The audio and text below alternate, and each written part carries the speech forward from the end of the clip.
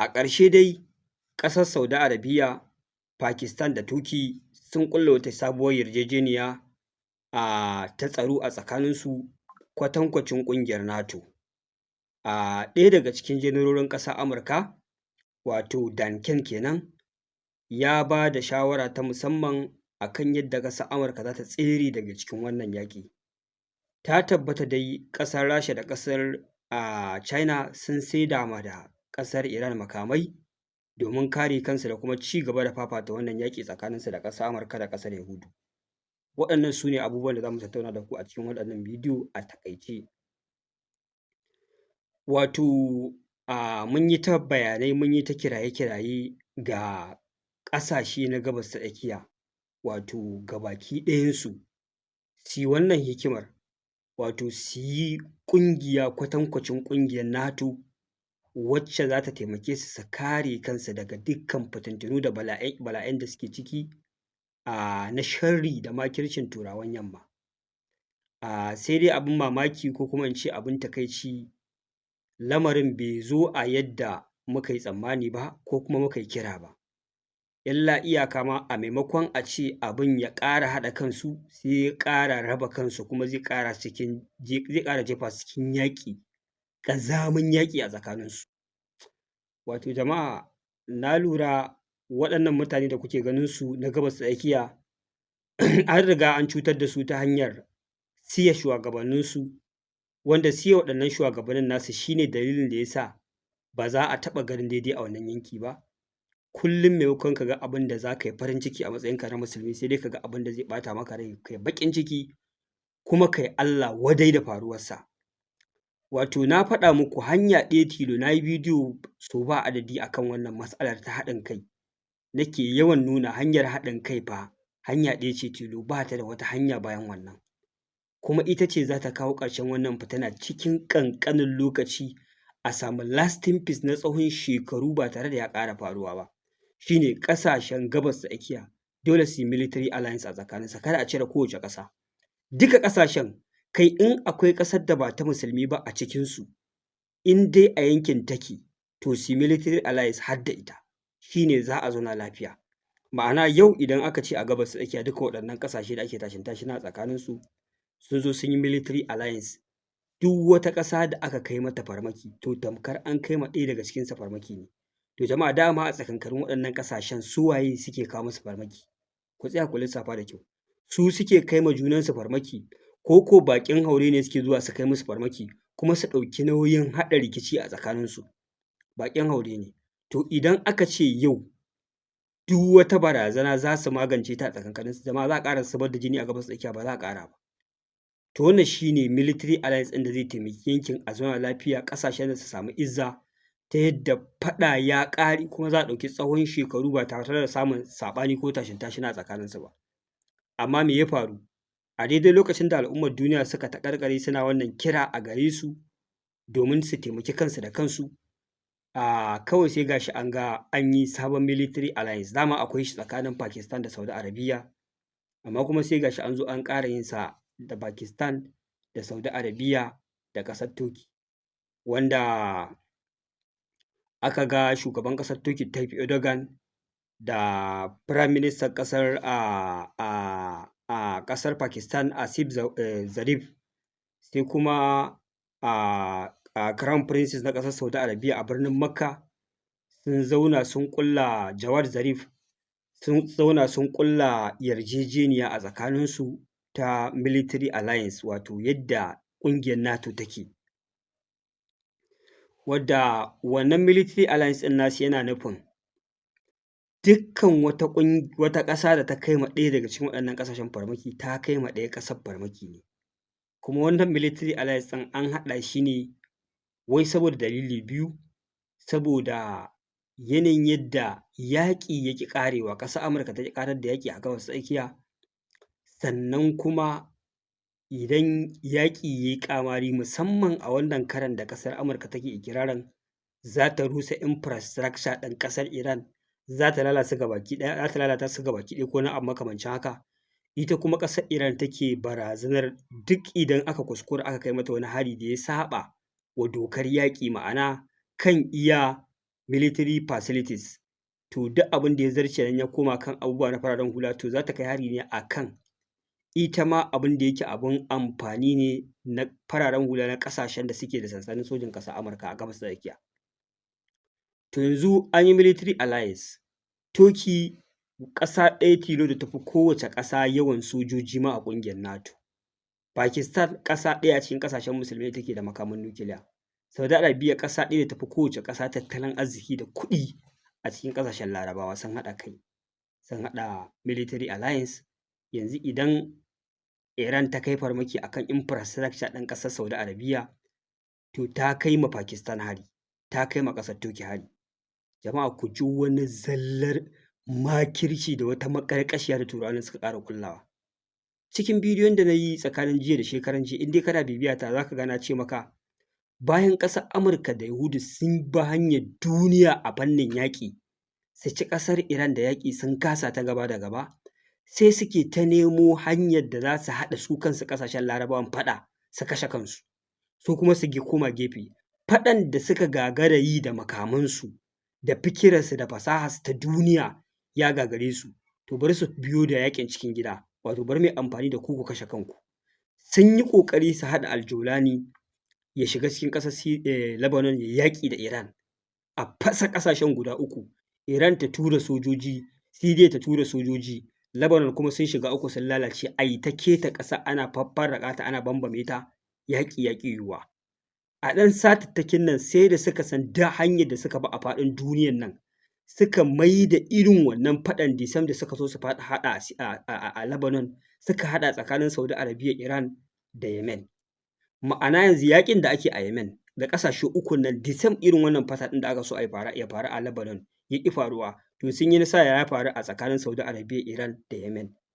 Saboda kuma gwamnatin ƙasar Yemen daban, Saudi Arabia tana mara mata baya. Houthis daban, Iran suna mara musu baya. To yanzu wannan faɗan da ake kun ga sun ƙara samun dama sun haɗa faɗa ƙasashe uku na Larabawa. Mutanen nan suna sane suke wannan yaƙin a tsakankaninsu, ba yadda za su yi suna bin umarnin iyayen gidajensu ne ko ko toshe basira ce.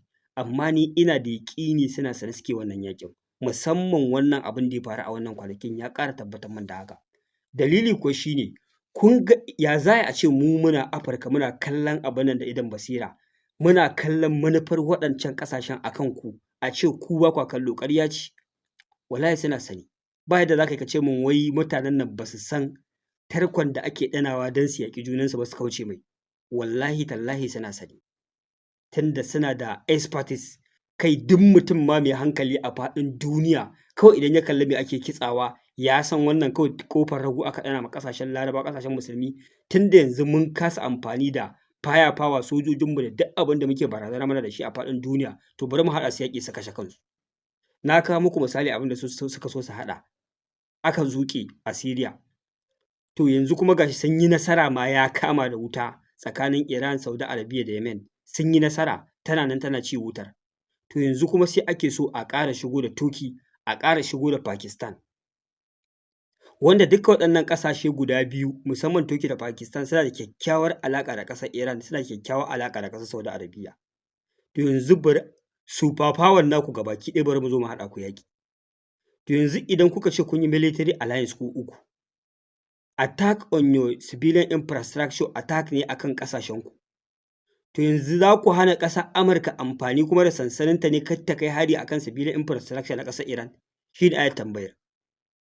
In dai har ba za ku hana ba, to wannan kawai an gayyato ku ne ku taimaka ku yaƙi Iran, kamar yadda ni a iya tawa hasashen na fahimta kenan.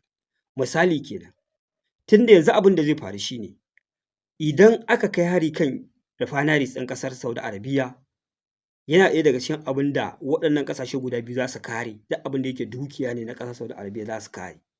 Ma'ana yanzu dole Iran sai dai idan za ta kai hari a Saudi Arabia, sai dai tsaya a kan iya military base ɗin ƙasar Amurka. To a nan abin da nake so in tambaya, shin military base ɗin Amurka shi ma idan ya tashi wanda za a amfani da shi a ƙasar Saudi Arabia zai tsaya a kan iya military facilities ne? In ya tsaya kan iya military facilities, Iran za ta tsaya kan iya military facilities a cikin Saudi Arabia. Idan aka yi amfani da sansanin soja a ƙasar Saudi Arabia, aka kai hari akan refinery ɗin ƙasar Iran, aka kai hari akan civilian infrastructure, Iran za ta zarce za ta kai hari akan civilian infrastructure ɗin ƙasar Saudi Arabia. To jama'a ya kenan? Kun ga dai yaƙi ake so a haɗa tsakankanin waɗannan ƙasashen guda nawa kenan? Guda uku, waɗanda su ne super power a Gabas ta Tsakiya. To yanzu idan Pakistan ta shigan ma Saudi Arabia, Turkey ta shigan ma Saudi Arabia, aka kawo ma Iran farmaki, ita kuma Iran kuna ganin za ta ƙyale su? Kenan sun samu abin da suke so. Wannan shi ne simple mathematics ɗin da ake jin tsoro ya faru, wanda already ɗaya ya kama da wuta, sun kitsa ɗaya a Lebanon bai kama da wuta ba, sun kitsa ɗaya a Yemen ya kama da wuta, yanzu kuma ga na uku ana ganin zai kama da wuta. Sannan kuma wata fassara wai da ake yi, wannan military alliance ɗin wai kuma zai amfani akan ƙasar Yahudu.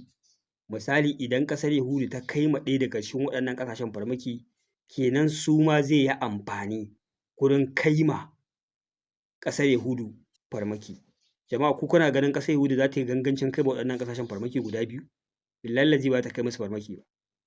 Ko da wasan wasa ba za ta kai musu farmaki ba, saboda sun san ta san sun fi ƙarfinta. Turkey dai ta fi ƙarfinsu nesa ba kusa ba. Sannan ƙasar Pakistan ma ta fi ƙarfinsu nesa ba kusa ba.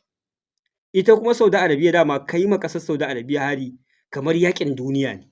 Saboda ƙasashen musulmin duniya gabaki ɗaya ba za su haɗu ba, ko akwai military alliance ko ban military alliance, irin dai harin da ƙasar Yahudu take kai ma ƙasashen Larabawa, a ce irin shi za ta kai ma Saudi Arabia, kun san wannan yaƙin duniya ne.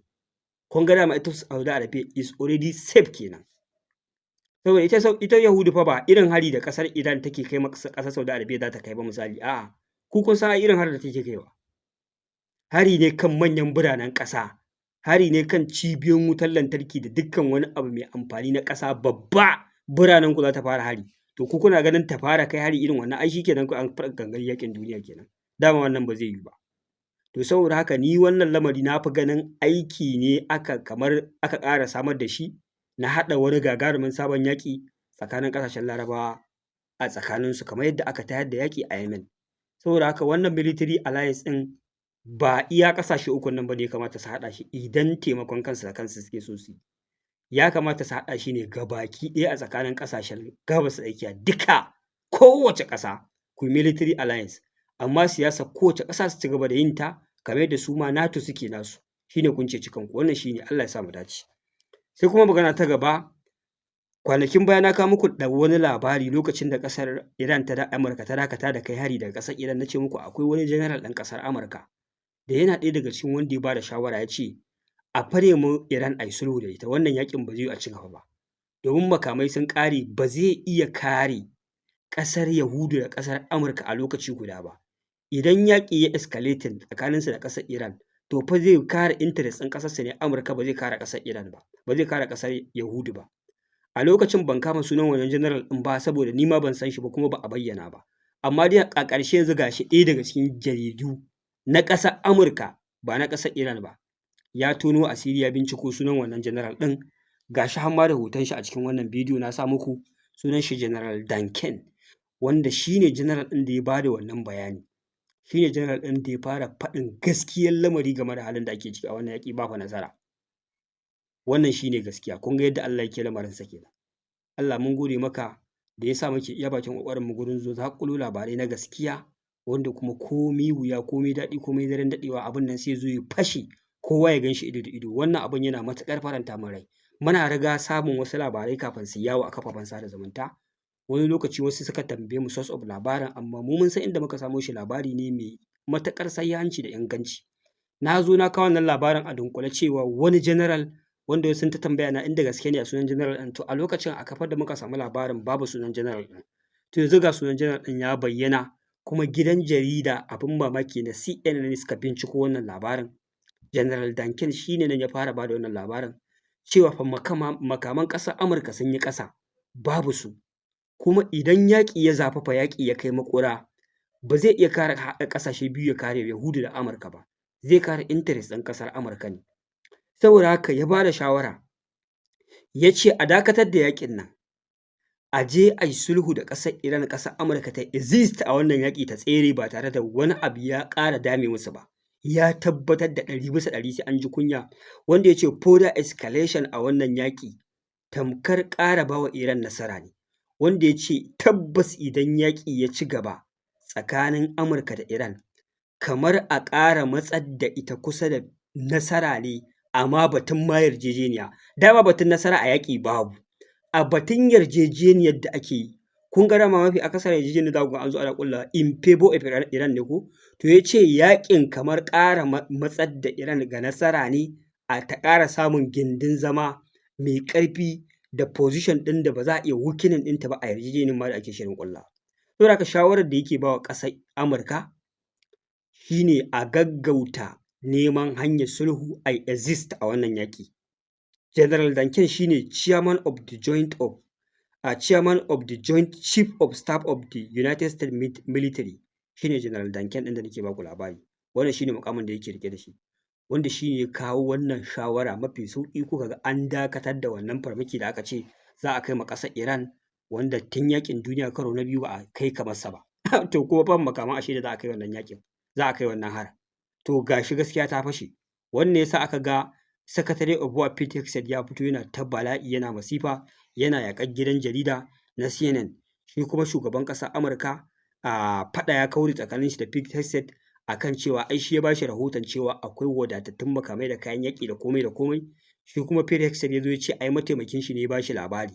Amma yanzu fa an gano ashe duka waɗannan abubuwan da General Danken ya faɗi ashe gaskiya ne.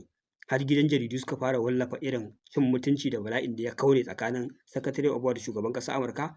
Amma saboda kada a ce sun ji kunya sai shugaban ƙasar Amurka ya ce ai babu wani abu tsakanin shi da Pete Hegseth, komai ya daidaita, babu wani faɗa tsakanin shi da su. Kun ji gaskiya da ta bayyana.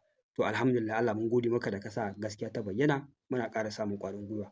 Sai kuma magana ta ƙarshe, hallau dai batun siyan ma da ƙasar Iran makamai, musamman wasu makamai sababbi na zamani da ƙasar Iran ta siya, wato air defense system ne da ake ɗora su a kafaɗa, wanda ake harbo jirgi ko ƙananan helicopters da su, wanda a wannan lokaci aka ce an yarjejeniya ƙasar Iran ta sayi kusan guda 400 da kuma wasu masu zuwa. Wanda a lokacin aka ce wai ƙasar China ta fito ta ƙaryata batun saida ma ƙasar Iran makamai, domin ai an yarjejeniya wai da shugaban ƙasar Amurka ba za a saida ma ƙasar Iran makamai ba, za a taimake su da komai ba a wannan yaƙi. To jama'a a ƙarshe dai makaman nan ba ma jita-jitan saidawa ba, sun sauka ƙasar Iran. An saida musu da waɗannan sababbin makamai masu mugun haɗarin bala'i. Sababbin air defense system ne da ake amfani da su a kafaɗa. Instead of a ce truck launchers ne sai an ta moving ɗinsu wuri kaza. To yanzu waɗannan advanced air defense system ne kusan guda 400 nan sun shiga hannun ƙasar Iran. Wasu daga ƙasar Rasha sun shiga hannun ƙasar Iran. Maganar da nake muku an yi distributing ɗinsu wa sojoji a faɗin ƙasar boda da duk inda ake tunanin jiragen ƙasar Amurka suna shawagi idan suka tashi kawo farmaki cikin ƙasar Iran. Ma'ana yanzu akwai possibility 90% na ƙara harbo mafi akasarin jiragen ƙasar Amurka idan suka kawo shawagin kai farmaki a cikin ƙasar Iran da na ƙasar Yahudu. To wannan shine kuma labari na gaba mara daɗi ko wanda ba sa son a yi nasara a wannan yaƙi. Waɗannan makamai yanzu ba jita-jita ba ne, sun sauka cikin ƙasar Iran har sun yi distributing ɗinsu wa sojoji. To wannan fa shine jama'a labari mara daɗi kenan. Jama'a nan zan dakata kada labaran su muku daɗi da yawa. Akwai wasu da za su ƙara biyowa a bidiyo da zan saki muku da rana. Wassalamu alaikum wa rahmatullahi ta'ala wa barakatuh.